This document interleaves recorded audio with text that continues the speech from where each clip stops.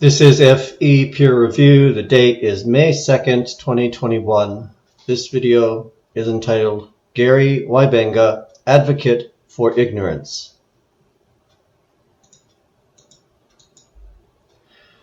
Some weeks back, Gary Wybenga put out a video with this little diagram in which he was basically saying that something he calls perspective gives us the impression that Polaris drops towards the horizon as we move in latitude. Of course, everybody pushed back. Lots of people responded, as I did as well. I created this little video here on the 27th of April, response to video to Gary Wybenga. And I included a short statement here as a kind of a challenge to Gary. I am going to play that little snippet from the video. I'll remind you that you said it isn't multiple heights, it's perspective, which is how they set the latitudes. And down here, you responded to Michael Dunleavy by saying that's because you took all of perspective out. So put it in, put the perspective in, and put numbers on it and show us how we can calculate an answer based on your approach. If you can show us the math, then maybe you can change people's minds. We have something that appears to work. You say it's wrong, but you're providing no alternate quantifiable solution. Unless you can show us a better quantifiable method, it is unreasonable to expect us to accept your statements as fact. You are a rational person. Clearly, you can understand why it is unreasonable for us to accept your statements so long as you haven't provided a quantifiable solution. I'm asking you to show us the method.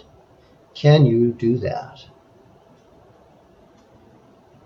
This is a challenge to Gary Wybenga to show us how to do it. Can you show us, Gary? If you can, please show us. If you can't, please tell us what you're going to do to determine your method. So that was the challenge, and after a bit of prodding from me and a little time had passed, Gary did come by and I guess watched the video. I'm assuming he did. Anyway, he came by and left a whole bunch of comments on the video, which I welcome. However, he did not address the challenge, and I repeatedly, in my response to his comments, asked him to address the challenge. Thanks for the 5 comments, but you haven't really addressed my challenge to you. Will you be doing that in the future? My challenge was simple, for you to provide the details of your system so that we can actually measure and predict accurately based on those measurements. The world is physical and measurable. So what is your system for measuring it? I'm not really interested in your attempts to critique our system. I want to know what your system is. Various comments along those lines. He responded without ever really addressing the challenge. And then finally, after I prodded him many times that way, he came back with an answer. I said, all I'm asking for is a measurable system, etc., etc. He replied, some things will remain mysteries. Some things will remain mysteries. Of course, you're not a Christian, or I suppose, or a Bible believer, but according to the scriptures, you really can't measure the heavens. So, some things will remain mysteries.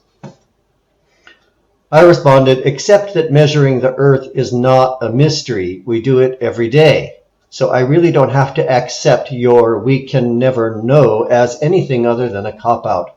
It seems to me you don't have a system, while the rest of us do have a system, one that works. And we know it works because it gives us results that we can use to accurately predict. It's called land surveying and relies in large part on trigonometry. And I then went on to make some suggestions to him about how he could learn more about that and how one learns and so forth. Anyway, the gist of it is that I'm going to read one last final comment I left for him, which I think sums it up better than I can say otherwise.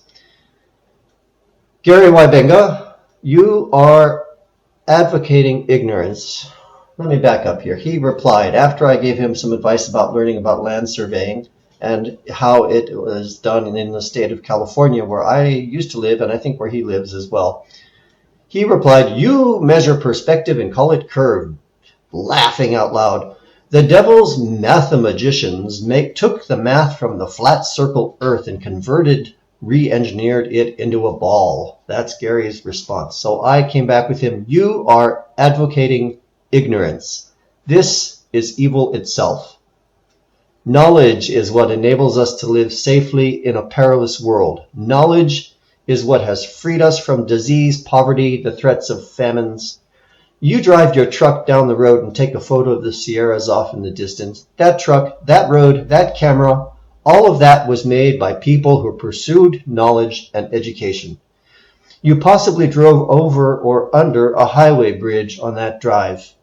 An engineer designed that bridge. Actually, in fact, when I was working in structural engineering, did do design of some highway bridges. They weren't actually national highways. They were on industrial projects, but I've designed those bridges. You take that job very seriously because you're taking people's lives in your hands. You make a mistake and people die.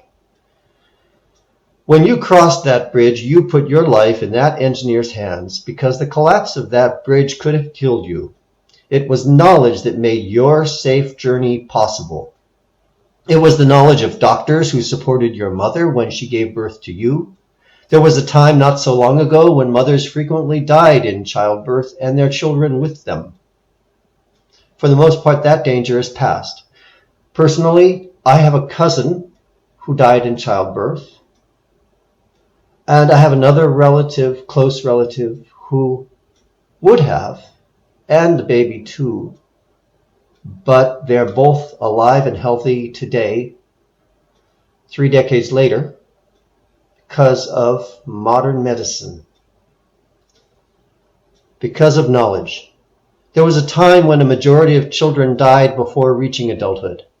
Knowledge freed us from that. If you, like me, are an American of European descent, it was knowledge that made possible the journeys of our ancestors across the oceans to reach the shores of North America. My family came across on the Mayflower. They had no GPS like you've got in your car. They navigated by reading the stars. Knowledge got them to a safe harbor. And you, Gary Wybenga, you advocate ignorance in the name of religion. That is evil. I'm going to end this video with a little piece that I did last September. It's about 2.5 minutes long, and it's about knowledge and evil in its own way. It'll be a repeat for some of you, but I think it's been long enough that it warrants being repeated here.